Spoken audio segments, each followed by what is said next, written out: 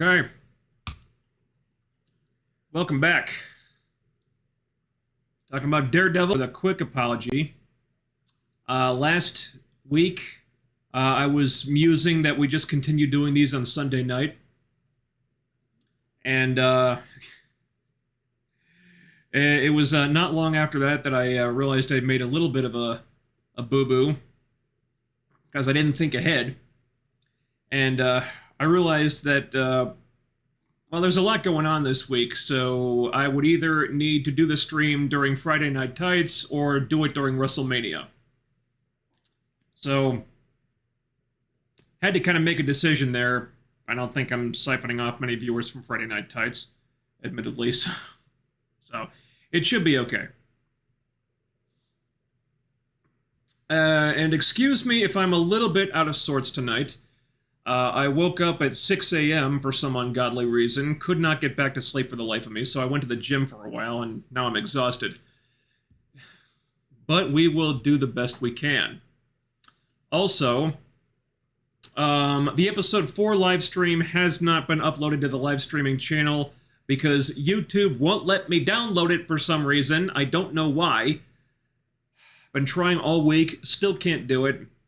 Been trying to figure it out.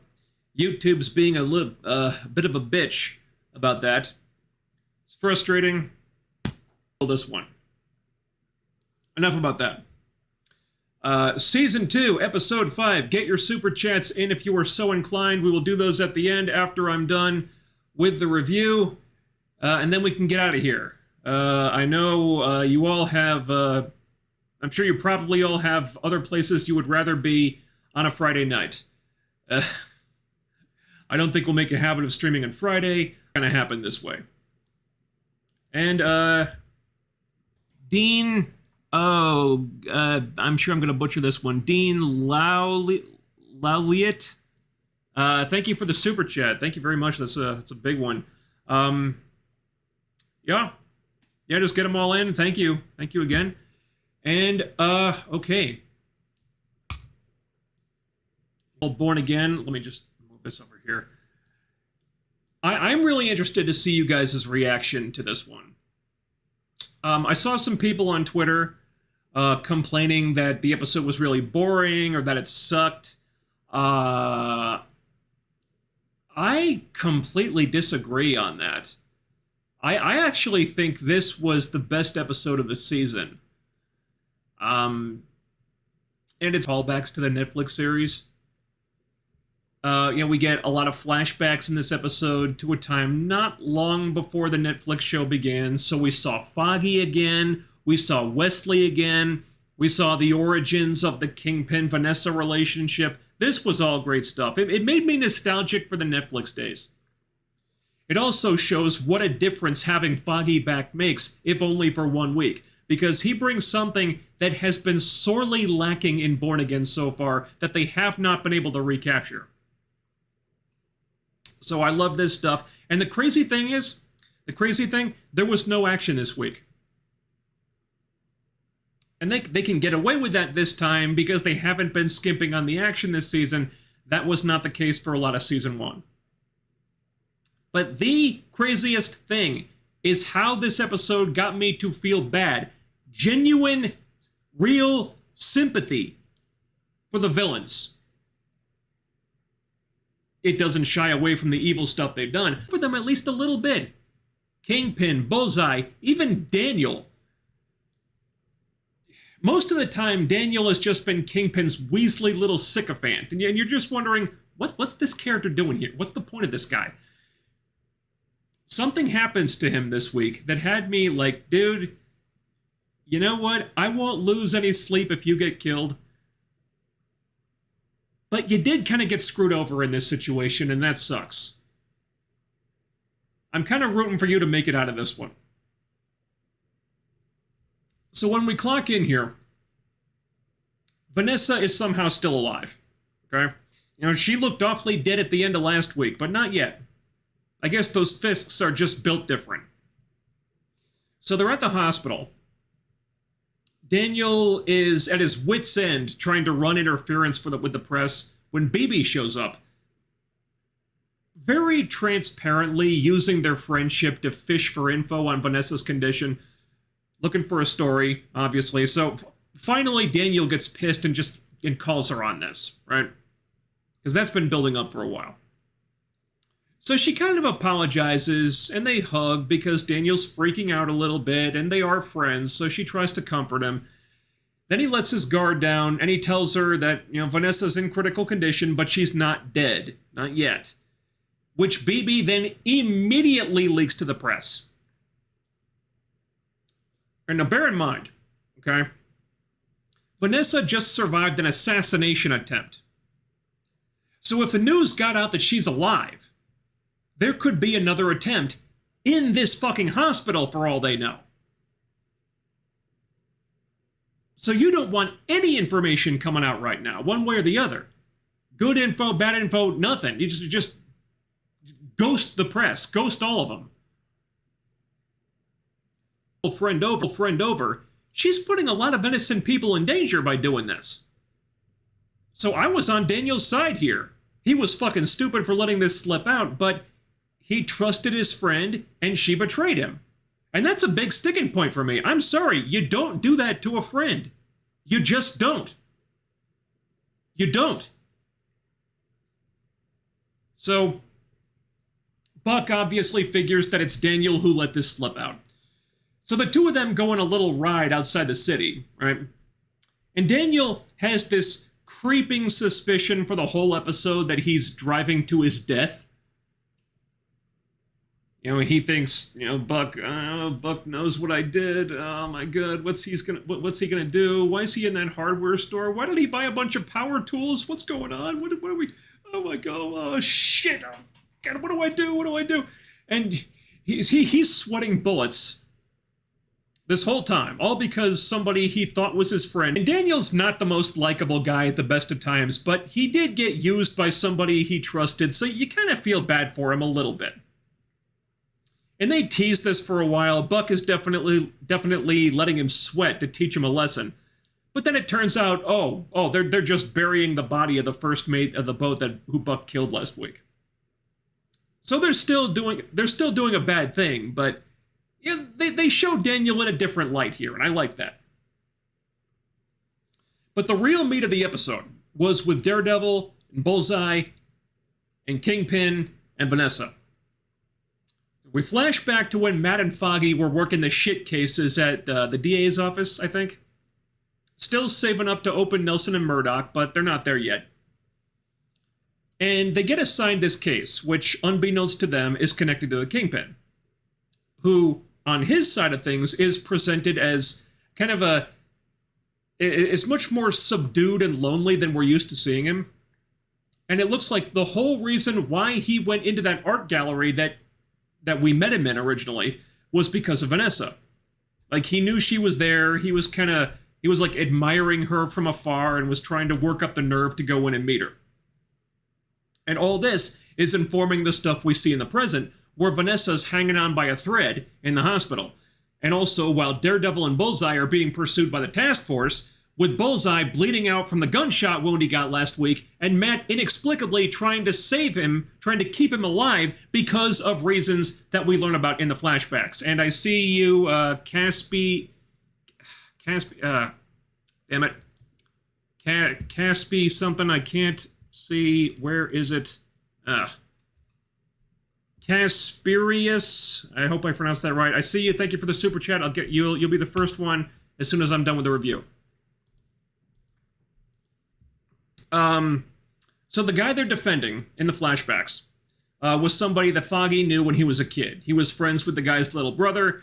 They lived in the same building, and he was friends with the guy's brother. But this guy is kind of a bully.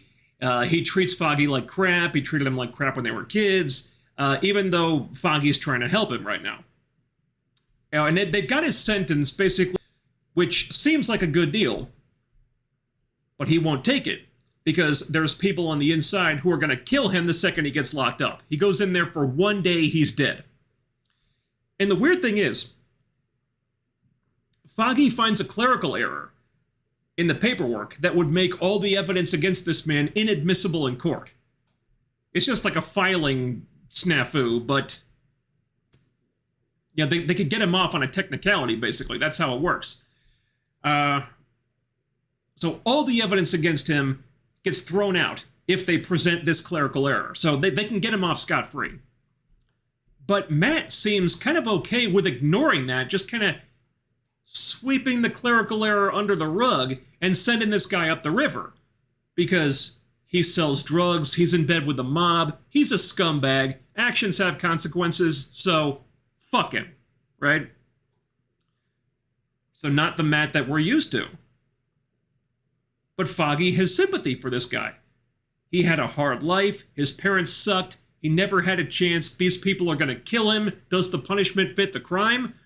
Even though he's a dick, even though he treats Foggy like garbage, Foggy still wants to help him because they are his attorneys, and he thinks it's the right thing to do. Foggy is just that good of a person. These scenes are great, man. I miss these characters interacting so much. The actors play off each other so well, but also, Foggy brought something to this show that we have not had since the Netflix days. I've always said Foggy is Matt's tether to his humanity. Without that, Matt is kind of on his own in that regard. You know, he's still got Karen, but her morals are more flexible. Like, she's more willing to go to the dark places than Foggy was. It's not the same. Because he knows the people after this man aren't going to stop. They're still coming for him. They're still going to kill him. So Foggy pays him a visit, gives him the money that him and Matt had been saving to open their own law firm. This bully, this asshole criminal, Foggy gives him this money in the hopes that he'll use it to get out of town and start over and do better this time. Why? Because mercy and forgiveness and second chances, and this actually gets through to him. He's not like moved exactly, but it does mean something to him, and he does like genuinely appreciate it. So he bolts right out of there before the man who, you know, Kingpin and Wesley sent to kill him shows up. That turns out to be Buck Cashman before he cleaned himself up and got a nice suit. You know, and Matt's there waiting for Foggy when he comes down the stairs. He figured out what Foggy was doing. But he's not mad at it. Because all that stuff about mercy made sense to him. So we find out that's why Matt is doing all this stuff in the present. That's where he got it from. That's why he stopped Bullseye from getting killed by Kingpin. That's why he's trying to keep Bullseye out of the task force's hands. That's why he's trying to save Bullseye's life. All that stuff about mercy and grace and whatnot, Matt's whole moral code, he didn't get that from his faith. He got it from Foggy. The man Bullseye killed because Vanessa put him up to it. And now after Bullseye has, you know, killed Vanessa, Matt's trying to save Bullseye because of Foggy. The symmetry in that is just... yeah, I won't say poetic, but in terms of like storytelling, that's some chef's kiss stuff right there. And it's not the only story where we get it. Like, Bullseye is talking about like balancing the scales because in his own fucked up way, he does feel guilty about killing Foggy. He wouldn't have done that had Vanessa not held it over him as the only way he could get out of the asylum and get off all the drugs they had him on. Because when we saw him in the asylum in season 1, he was all like doped out of his mind and he was just like meek and not all there and just... he was like just an absolute shell of himself. I mean, you could understand how desperate he was in that situation. Like, he had to get out of there, and that you saw this as his only chance. And then Daredevil dropped him 4 stories off a roof. Why did he survive that unless there was a reason for it? So he feels like this is his penance. So he kills Vanessa, balances the scales, and now he thinks he can just die. But Matt won't let him. Because Matt's penance for throwing Bullseye off that roof is saving his life now. Holy shit. Like, where was this attention to detail last week? That's what I want to know. Where was it? Because we didn't get it last week. In the last episode, the whole climax falls apart if you just think about it for a minute. Here, this is deep, thought-provoking character stuff. Bullseye even has this like really terrific monologue where they're hiding in the church, and he's talking about how you can't outrun your true nature or something, and like he does sound genuinely regretful in this moment. And it's like they're drawing comparisons between Bullseye and the client in the flashbacks, the guy who was an asshole, but he never had a chance. And I think Matt is viewing Bullseye the same way now. He still hates Bullseye's guts, he has every reason to, but all that stuff about mercy is just sitting in his head, banging on a pot with a big spoon, trying to get Matt's attention. The task force is closing in. Bullseye is telling Matt, just leave me here. Let them kill me. I'm ready. And Matt does leave, but then he comes back, because that's what Foggy would have wanted.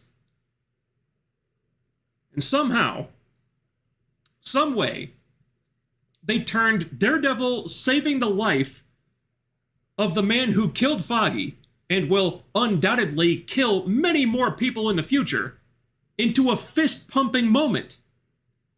I don't know how the hell they pulled that off, but that was some dirty pool, writers. Dirty pool. By the way, Wilson Bethel is making a hell of a case for Marvel to give him a Bullseye spin-off project at some point. He has been so fucking good in the last 2 episodes. So fucking good. And oh my god, there's still Kingpin and Vanessa. I love that they tied all this back to that painting that Kingpin was looking at when they first met. The one that's just a big white, like blob. It's just nothing but white. Rabbit in a snowstorm, I think they call it. Like the completely white painting that's supposed to represent all your misery and your emptiness reflected back at you. That's how Vanessa described it. And that's what Kingpin saw. And that's what Vanessa kind of saved him from in a way. Like, that shit's poetic. When she wakes up after her surgery, the way Kingpin reacts, like, this is the most human and vulnerable we've ever seen him.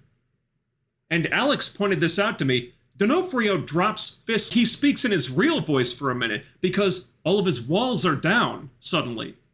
Like, he's not the Kingpin right now. He's just a husband who was terrified that his wife was going to die, and he gets really emotional because it looks like she's okay now, and he's relieved. And just for a few minutes, she seems all right. So, she's like, hey, tell me a story. So he starts telling her the story of how they met. At the gallery with the painting that they show us in the flashbacks. The painting that signifies misery and emptiness. And then Vanessa dies. Right when Fisk had his walls down, right when he thought they were out of the woods and everything was going to be okay and Vanessa was safe now, that's when the shoe drops. In a way, that was even more brutal than if Vanessa had died at the gym. Like here, Fisk had a little bit of hope. Little bit of happiness when she woke up. Just enough that he let his guard down, and then, just like that, it gets snatched away again. And it's probably the last time he'll ever feel happiness again in his life. Like, it's all downhill from here.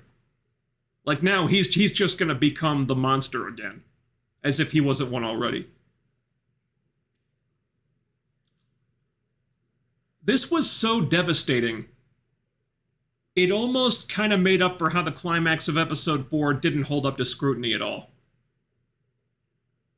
The writers and actors knocked this one out of the fucking park. This was one of the best episodes, certainly of Born Again. I don't know about the Netflix series, but Born Again and most, if not all, of the Marvel Disney Plus shows, absolutely.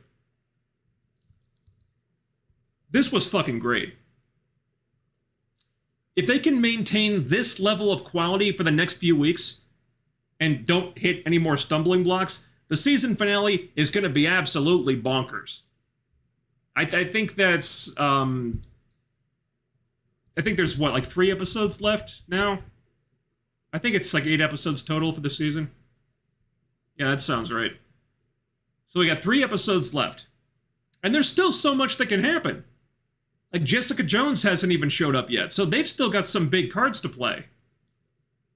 More stuff like this episode, please, writers. Thank you. Okay. Okay. Okay. I'm sure I'm gonna butcher this one. Casperius Ghost. Thank you very much for the super chat. I enjoy the reviews. I didn't realize you do live streams now. Oh yeah. Yeah, I've done them off and on for a while. I haven't done a lot of them lately because, I was having some trouble with my voice and stuff. Today's a good day for that, though. Yeah, I was live streaming reviews for Born Again Season 1, and I did some other stuff too. I guess you didn't know. We've got a whole live streaming channel where all the streams go up after I do them here. You can link to that in the description box down below, or just do a YouTube search for Thorias Unlimited live streams. It should be the first one that comes up. Thank you very much for the super chat.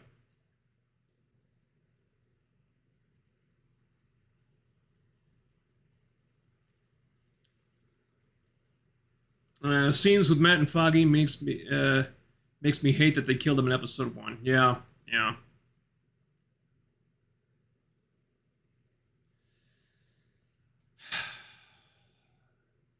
And to this day, I still don't know if that was the right choice or not. I think they've gotten some good mileage out of it, but this episode, man, I miss Foggy. The show is not the same without him.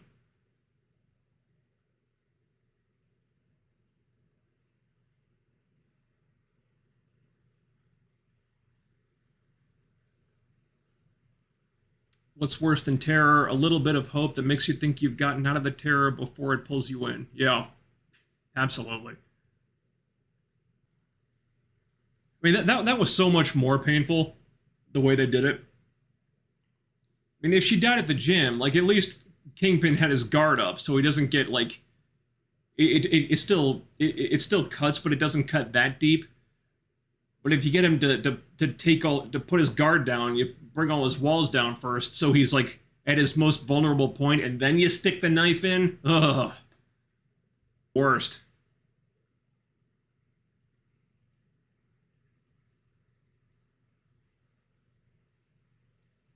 Still wondering where Frank Castle is in all this, unless I missed something. He's still captured. No, he's not captured anymore. I would assume that he's doing whatever he's doing in the Punisher one-shot special. I think that drops 2 weeks after Born Again finishes. He's he's appearing in in Spider-Man. So Frank's staying busy. Also, Matt and Karen were wondering where he was also in an earlier episode. So I mean, him being gone or not present right now could be part of it.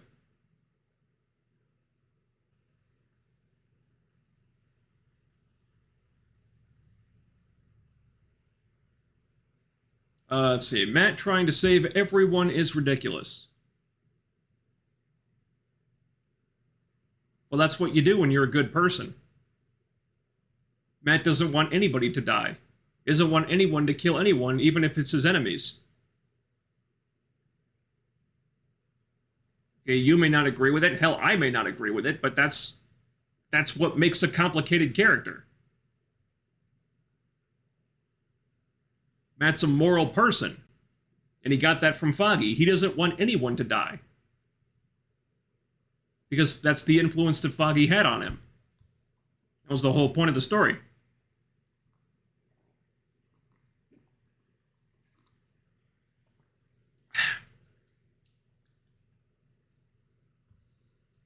And judging from the trailer for the Punisher special, he's dealing with a lot of personal demons. Yeah.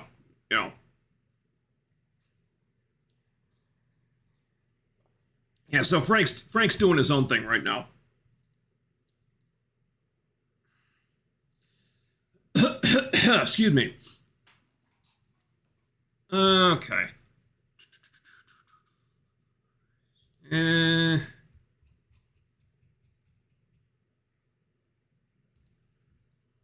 it seems a little quiet tonight.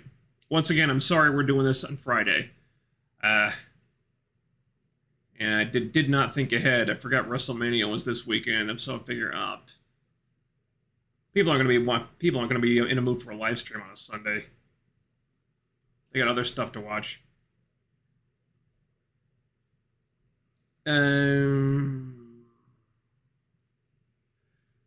Okay.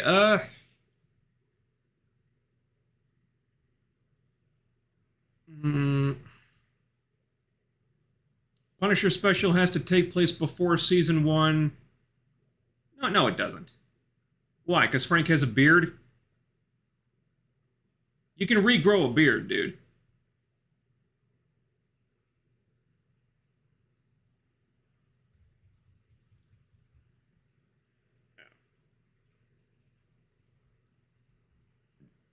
Okay. You guys got anything else you want to talk about?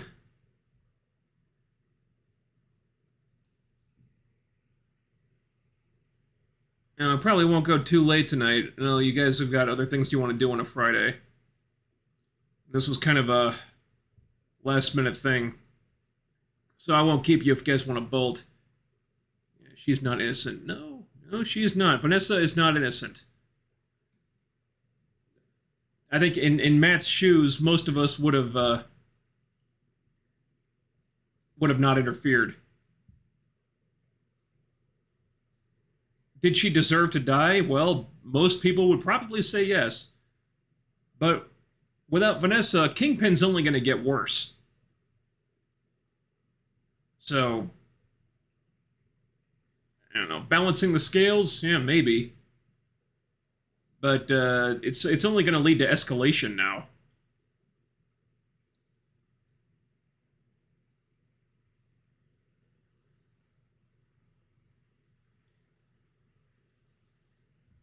I'm actually curious, why do people like Vanessa? I don't know, why do we like any villainous characters?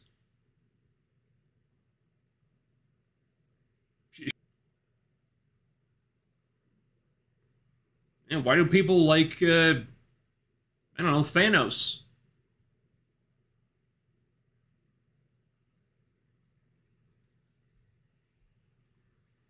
You know, villains are interesting if they're well written.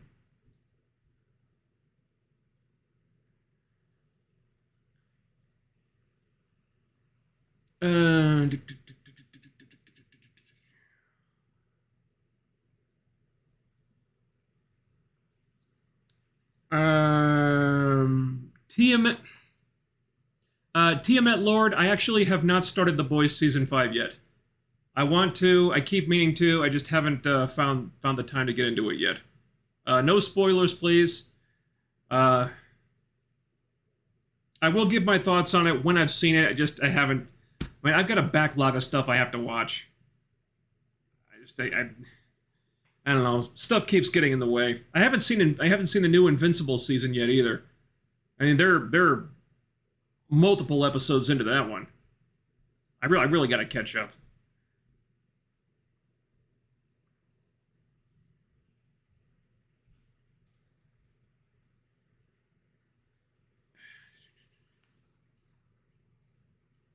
Let's see. Did you watch Gen V? Yes, I did watch Gen V. Season 1, I really enjoyed. Season 2 definitely had some problems. I feel bad because I know they had to pivot and go in a different direction because Chance Perdomo passed away. I think in like a motorcycle accident or something, like right before they were going to start filming season 2. So they had to rewrite everything. And you can definitely tell they had to switch gears. So, I mean, a lot of people said season 2 kind of shit the bed. I wouldn't agree with that. There were problems, definitely. And hey, shit happens sometimes that you can't control. If the actor died, and they had to write around that, and there was only so many ways that only can't talk. There were only so many things they could do. They kept talking about like the way he died, like the way his character died, and it's like there's a lot of telling and no showing, but it's not like they could show it. So I mean, they did what they could. There was definitely something missing because of that, though. It did seem like they kind of lost a lot of viewership in season 2. So even for a while after the season ended, they were talking about, hey, we only get a season 3 if enough people watch season 1. If enough people hadn't watched, or season 2 rather, and if enough people hadn't watched season 2 already, it's probably not going to happen. So I don't know if season 3 of Gen V is going to happen. That's too bad. I really enjoyed season 1.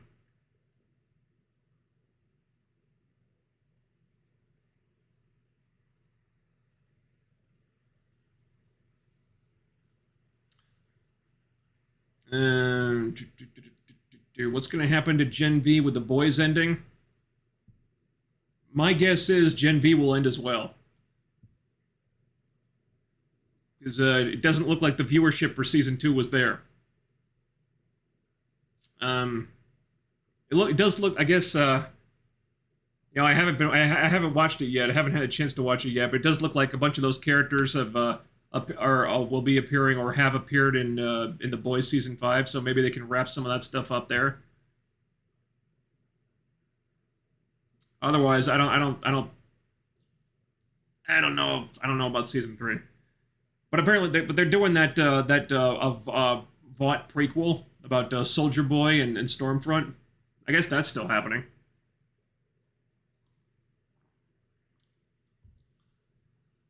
Yeah, prequel doesn't really interest me, but we'll see.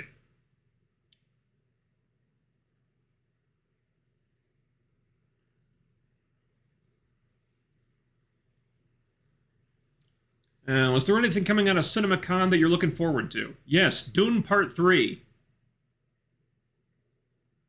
I've seen like they had their jaws were dropped and their minds were blown.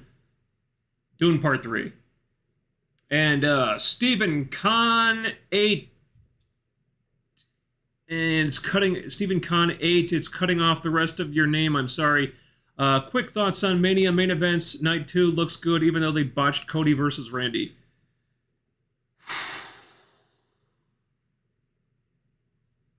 You know,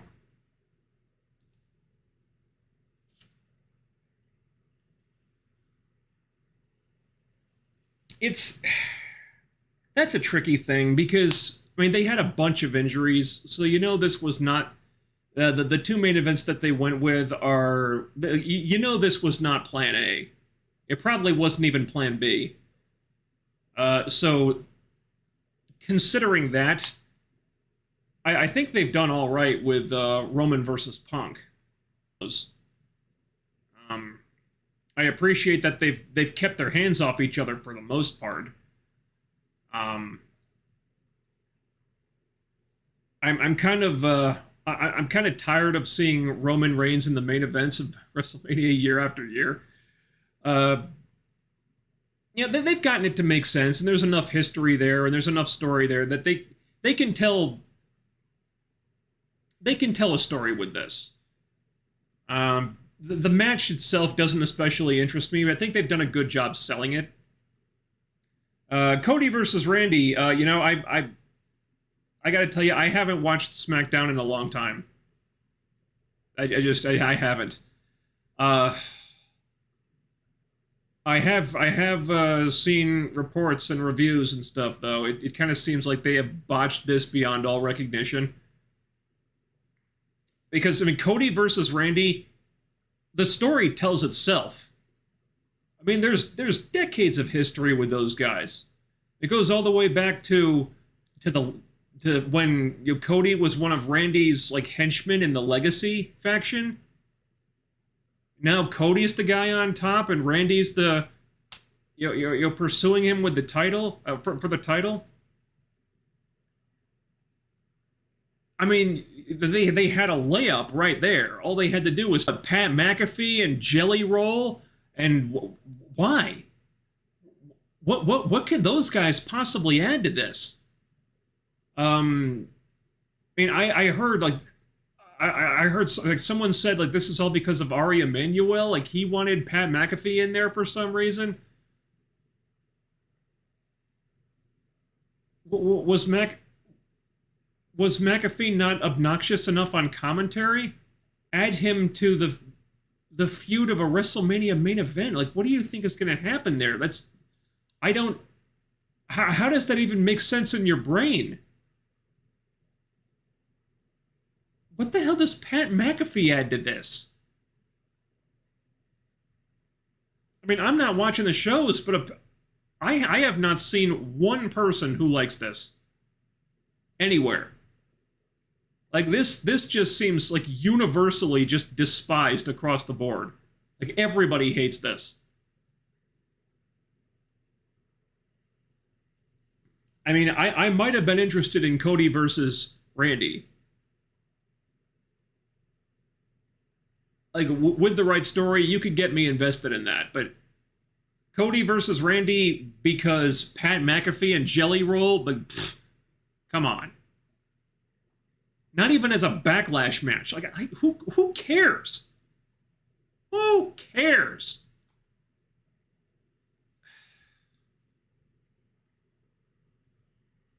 Anyway, that's why we're doing the stream on Friday night, because I figured people were going to want to watch WrestleMania during the usual time we do this. Also, Doomsday from CinemaCon. All reports are saying that Doomsday is actually shaping up really well, so that's good. That's good.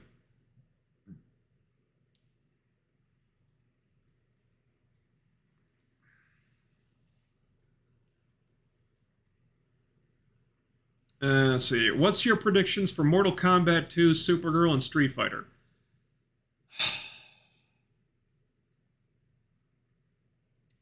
You know, I have been very underwhelmed with the Supergirl trailer.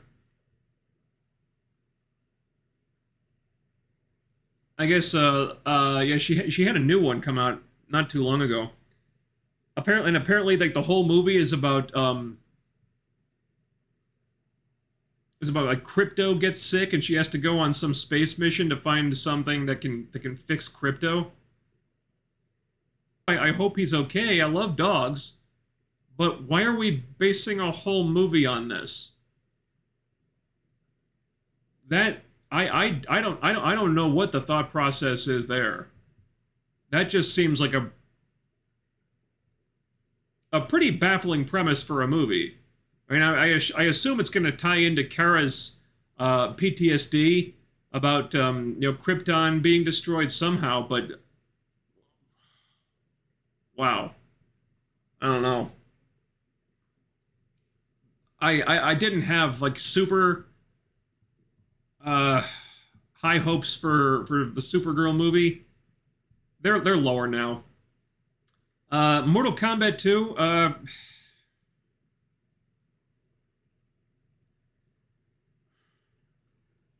You know, if nothing else, they are bending over backwards to make it look like the games. I mean, it's like they're on like one like flat thing against a background obviously green screened. Parts of it look really cheap, and maybe that was intentional because that's how the games looked. Maybe, I don't know. Of course, all the dead characters come back to life. I guess that happened in the games as well. It could be fun. I was never much of a Mortal Kombat guy. But, the first one did some things I appreciated, so, Yeah, expectations aren't super high for it, but it could be cool. Yeah, I was always more of a Street Fighter guy myself, so I am actually interested in that Street Fighter movie. And they have a new trailer, or like a first trailer, came out. I think like was it yesterday?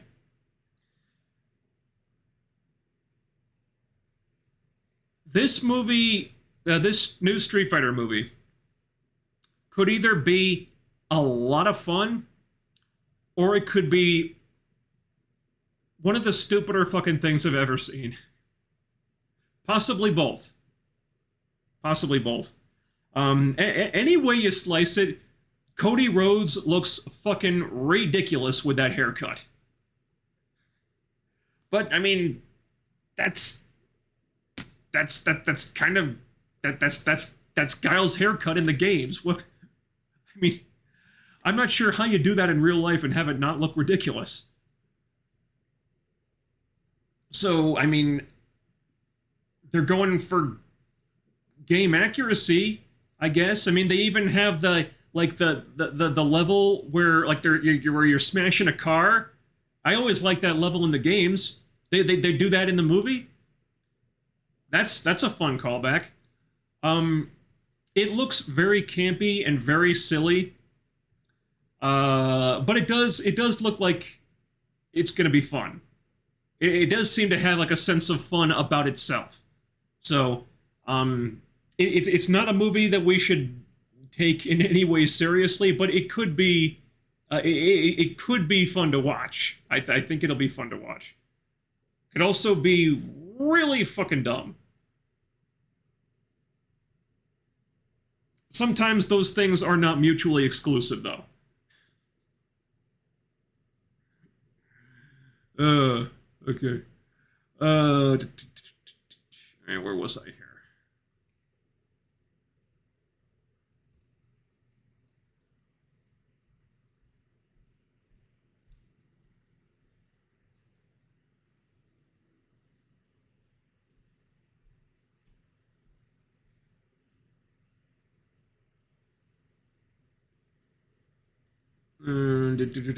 She-Hulk, the worst MCU show, or is it something else? Uh,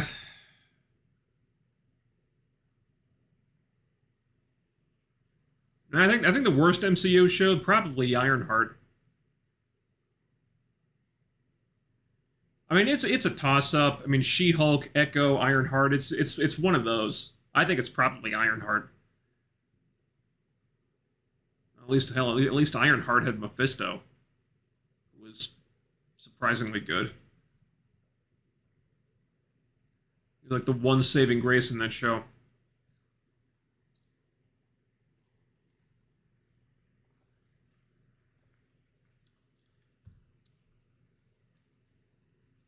People are whining about RDJ casting as Doom, saying, why didn't they cast a Romani actor? But find me a famous Romani actor, first off.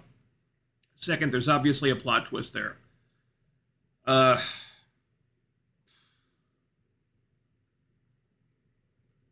yeah, well, you said it. I mean, name one Romani actor who's going to generate as much buzz as Robert Downey Jr. would. Look, I think the Robert Downey Jr. thing is weird. Like, I wanted Mads Mikkelsen for Doctor Doom. Yeah, he was already the villain in Doctor Strange. Fuck it. I don't care. And Doom always wears a mask anyway. You've had other actors who played, more than one role in the MCU. And he's who I wanted for Doctor Doom. Would he have generated the buzz that Robert Downey Jr. would? No. And that's why they did it, because people love Robert Downey Jr. They want him back, so they bring him back as Doctor Doom. And that's the reason this happened. The thing about the Romani thing, though, I mean, at the end of the day, it's an unimportant detail. I mean, you can make Doctor Doom not Romani, and nothing about him really changes. I mean, when you ask like Marvel fans, Like, what's the most important? What are the most important aspects of Doctor Doom as a character? The Romani thing is not going to be in like the top 5 or the top 10 or anything. It's just it's part of the backstory, but you can cut it out and not lose anything. You know.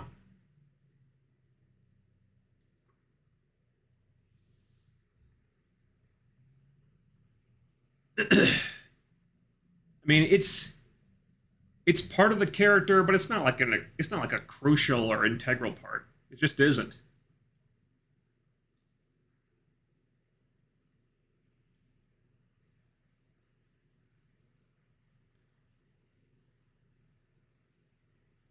Uh, where was I here?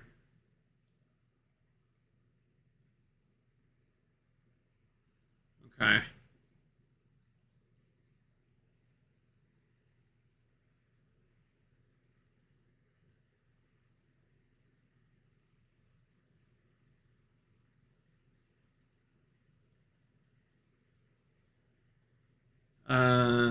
Ironheart did not make me as mad as She-Hulk, and it felt shorter. Well, it felt shorter because they burned the whole thing off in 2 weeks. Um, yeah, I can understand if it didn't piss you off as much as She-Hulk did. I mean, it really is like a kind of a toss-up between those 3 shows. Might depend on like personal preference as to which one you hate more. Ultimately, I felt Ironheart was the worst. If you think She-Hulk was the worst, I'm not going to argue.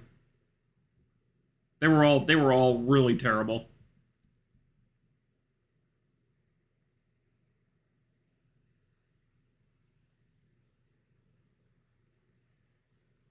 That's because She-Hulk is a beloved character and it hurts more. No one cares about Riri Williams. Yeah, there you go. Because people like She-Hulk. With a good writer, that show could have worked. They went and got a bunch of idiots who didn't understand the character, were completely just ill-suited for the material. God, the head writer, I forget what her name was, but she did this interview that still pisses me off to this day. She said, like, the most important scene in the She-Hulk premiere episode was the bathroom scene, where, you know, the women come in and they see that Jen is like all like disheveled and covered with dirt, and so they give her a makeover right there in the bathroom. She said that was the most important scene in the episode. Not, oh, I don't know, She-Hulk's origin, which they completely just fucking glossed over like they didn't care about it at all. Ugh. Fucking moron. God, that show was... Ugh.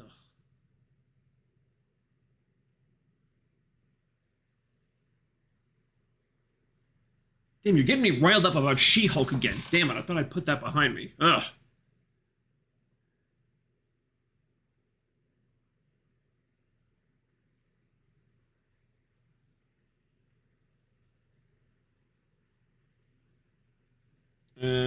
So what about Agatha? Oh, Agatha was bad too. Just not as bad as those other shows.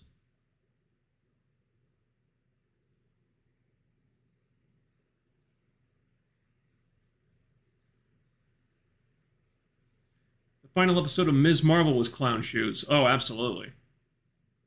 For a while, the final my take was the final episode of Ms. Marvel was the worst thing the MCU had ever done. For a while. You know, they've since done worse shit than that. Yeah, that finale was, oh god, so embarrassing.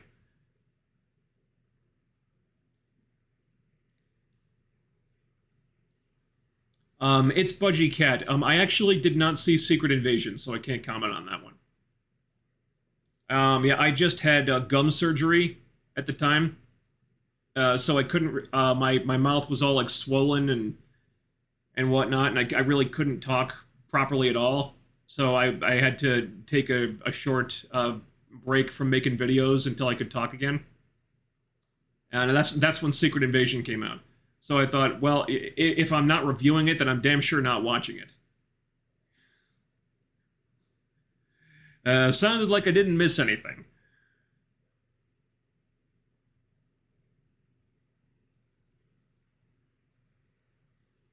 I heard they're trying to bring She-Hulk back somehow. Yeah, the way I heard it, Tatiana Maslany doesn't want to come back.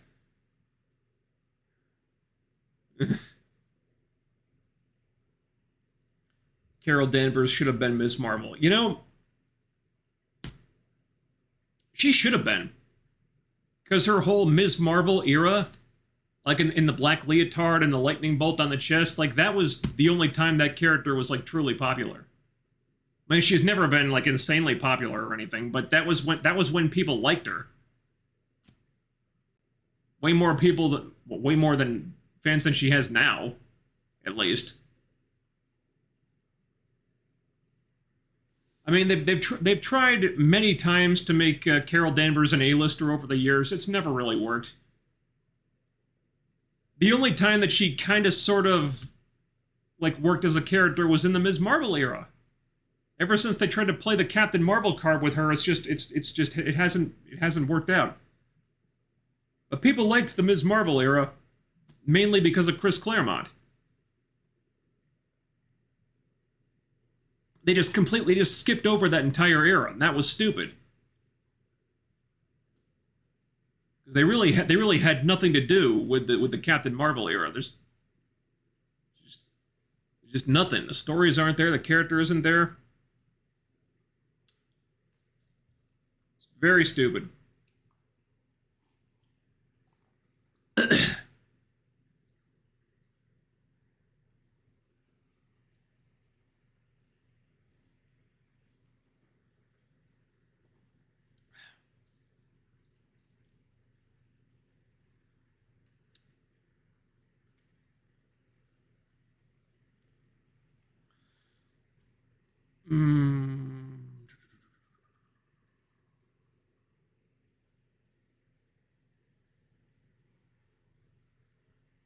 Titania, the Wrecking Crew, and the Abomination were wasted.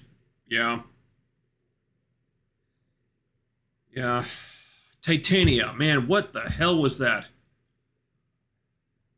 The Wrecking Crew, just a bunch of...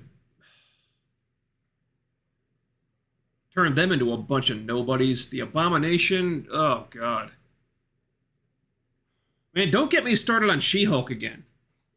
Ugh.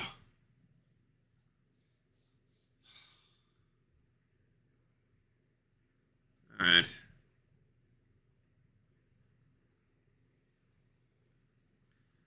Got a bunch of comments about Agatha in the chat. Yeah, Agatha was really bad too. And honestly, at least the lead actress was fun to watch. That's something like a lot of these other shows did not have. Echo didn't have it. She-Hulk didn't have it. Well, I mean, She-Hulk. I mean, the actress is legitimately good. It's just she didn't have the writing. Ironheart didn't have it. Like Agatha, like the show was bad, but you could see like the actress was just having a blast. And she does have a lot of charm and charisma, and she is like legitimately very good in the role. Again, didn't make the show good. The lead actress was fun to watch, though. That counts for something. Catherine Hahn, yes, that was the name kind of fell out of my head there.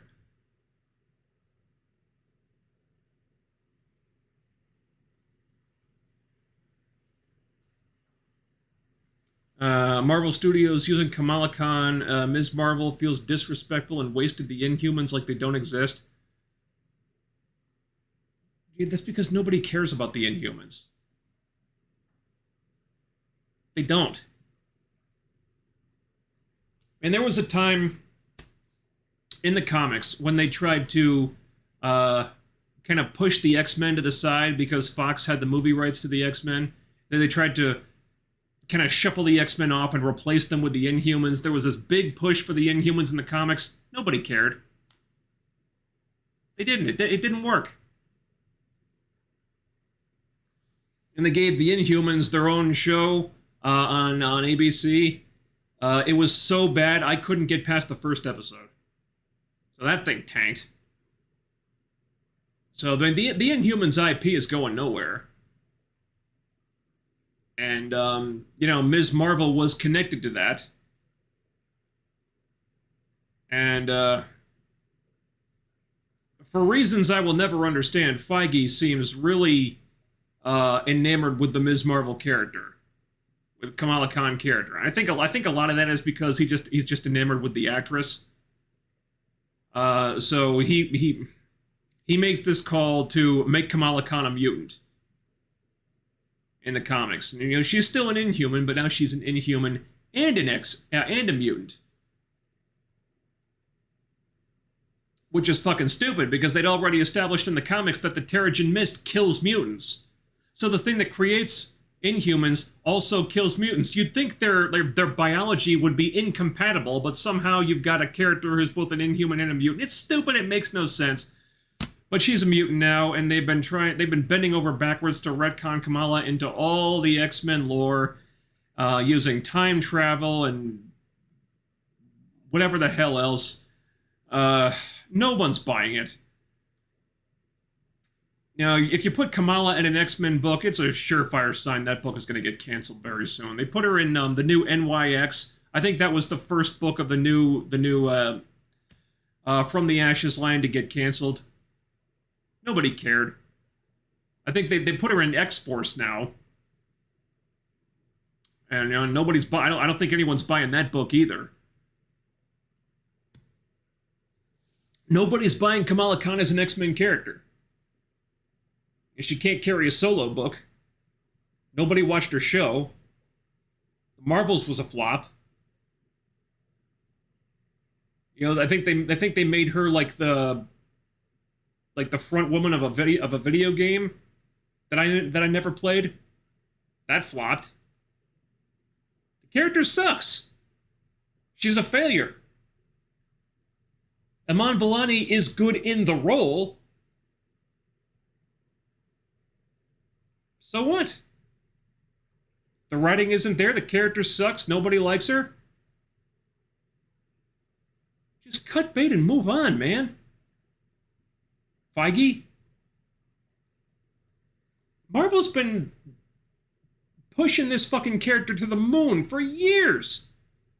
Trying to artificially inflate her importance in the Marvel universe and push her to all the fans and make her just shove her down people's throats as one PR stunt after another. It's never worked. The character's a failure. Just cut your losses and fucking move on. So stupid.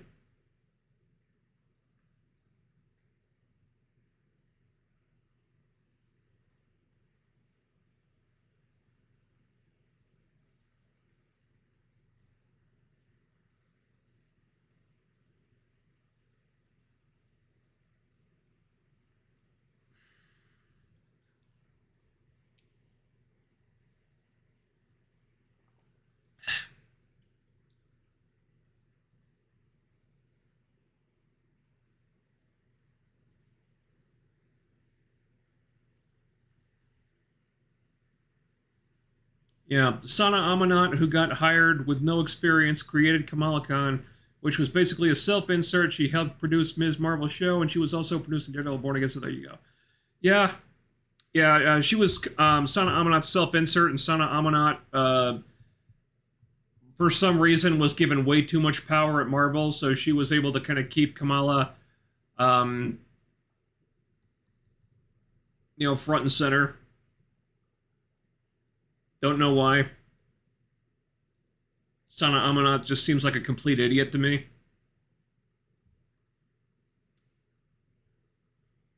This is what happens when you hire people who don't know what they're doing.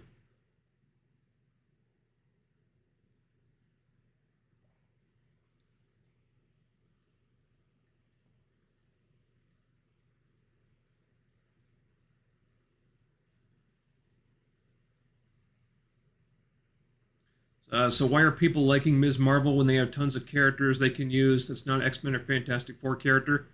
People aren't liking Ms. Marvel. What are you talking about?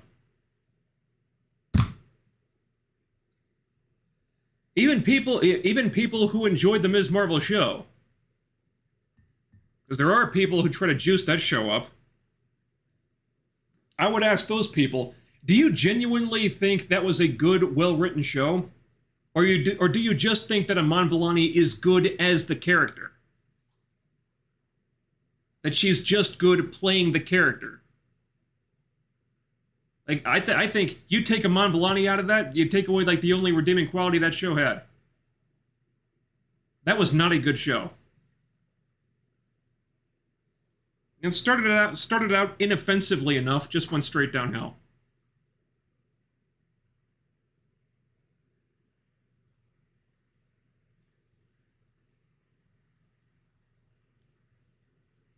Hmm.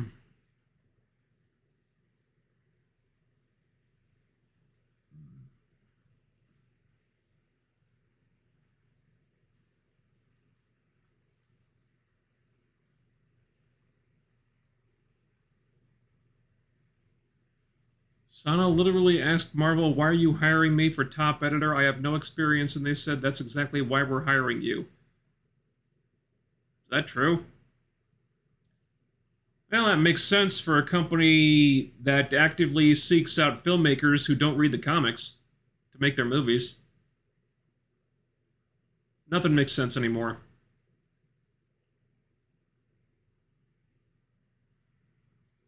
Alright. You know what? It is Friday night, and I don't want to keep you guys too long, so if you have anything else you want to ask me, get them in now, and then we can wrap this up. I'm sure you guys have better things that you'd rather be doing than hanging out here with me. I do appreciate it, though.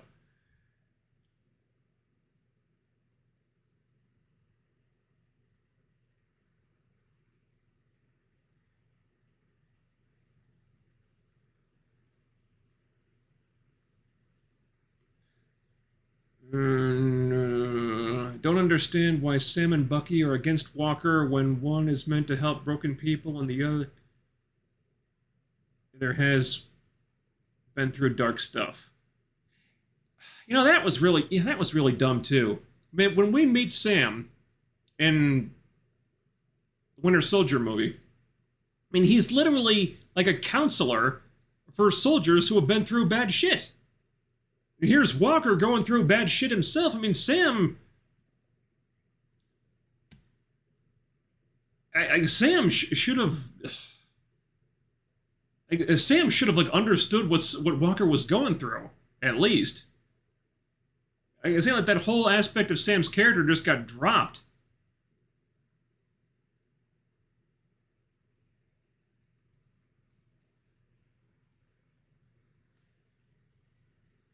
Of course, the irony being that Walker ended up being one of the better characters to come out of that show. Where Sam ended up looking really bad. Ay.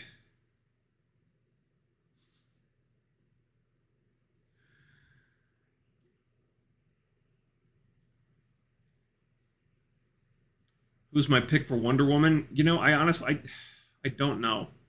I'd have to think about it. If that's not something I put a lot of thought into, or really any thought. I mean, if you give me some time, I might be able to come up with somebody for Wonder Woman. Uh, I'm sorry. I'm not trying to dodge your question or anything. I haven't really thought about it.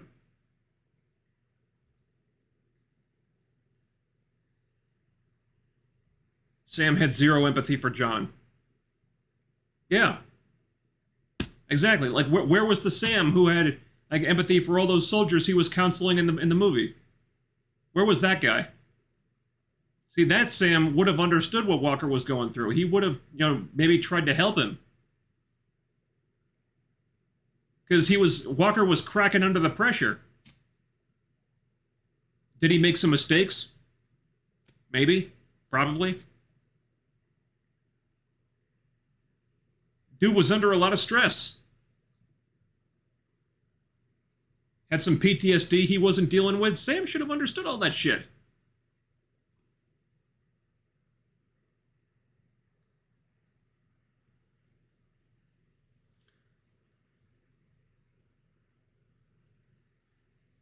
Do you think He-Man will be a success?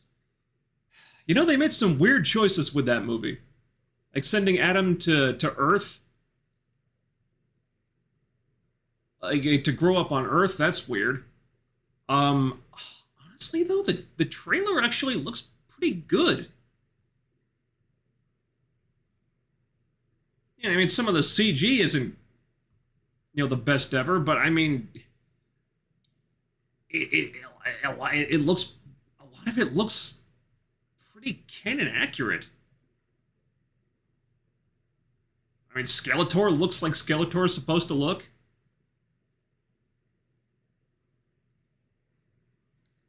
I mean, I imagine it's going to be silly as hell, but I mean, it's fucking He-Man.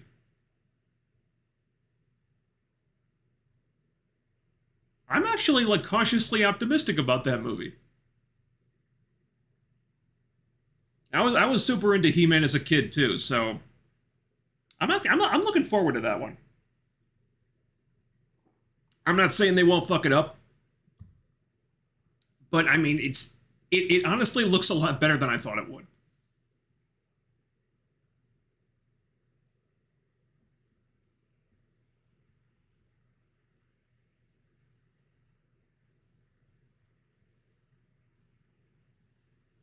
Sam had more sympathy for a terrorist.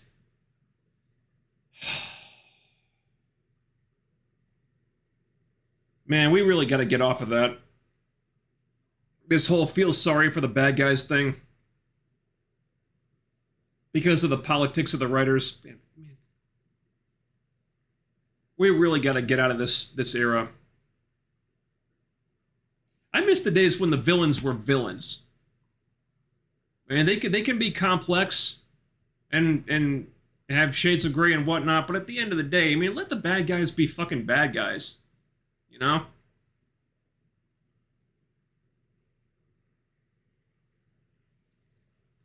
I'm tired of all this, let's feel sympathy for the villains because they're not so bad. We just need to understand them and don't treat them like villains. Stop calling them terrorists just because they blew up a couple buildings and murdered a bunch of people. They're not really terrorists. They're just misunderstood. Fuck that. Fuck that. Come on. Okay. I think we can call it there. So thanks everybody for tuning in tonight. Thank you to Stephen Kahn and Casperius. I'm sorry, the rest of your name is cut off there. Dean Lawliet. I'm sure I'm butchering all these names. I'm sorry. Thank you for all the super chats. Thank you for everybody tuning in on this Friday night. I think we'll probably go back to Sunday night next week. I don't think there's anything going on next weekend. This weekend was WrestleMania, so that's why we're doing it on Friday. Also, the episode 4 live stream has not yet been uploaded to the live streaming channel because YouTube won't let me download the damn thing for some reason. I don't know why. It might pull the same shtick with this one as well. I don't know what's going on there. I tried getting in touch with YouTube. We haven't figured it out yet, but it won't let me download the streams as of right now. That's why they're not uploaded. As soon as I figure that out, both streams will be uploaded to the live streaming channel, which you can link to in the description box down below, or just YouTube search for Thorias Unlimited live streams. That's where all my live streams go up, because I can't keep them on the main channel because they don't do well in viewership, and the algorithm's just going to kill the channel if I leave them up there. So this will be set to private immediately after the stream is over, and it will eventually go up on the live streaming channel as soon as YouTube lets me download the damn thing. So thanks for tuning in. Can't wait to talk about episode 6 with you next week. 3 more episodes this season. Then we got the Punisher one-shot special after that, and after that it's X-Men 97 Season 2. If we could finally get a premiere date for that thing already. That one I think I'll do in video. Do in video reviews, because I like doing those. Okay, thank you very much for tuning in. Thank you for the super chats. I will talk to you guys next week. Are there any new movies coming out this weekend? Not this weekend, but the next weekend. I don't know. We'll see. If not, then I'll see you in the next live stream. Have a good Friday. And yeah, have a good night. See ya.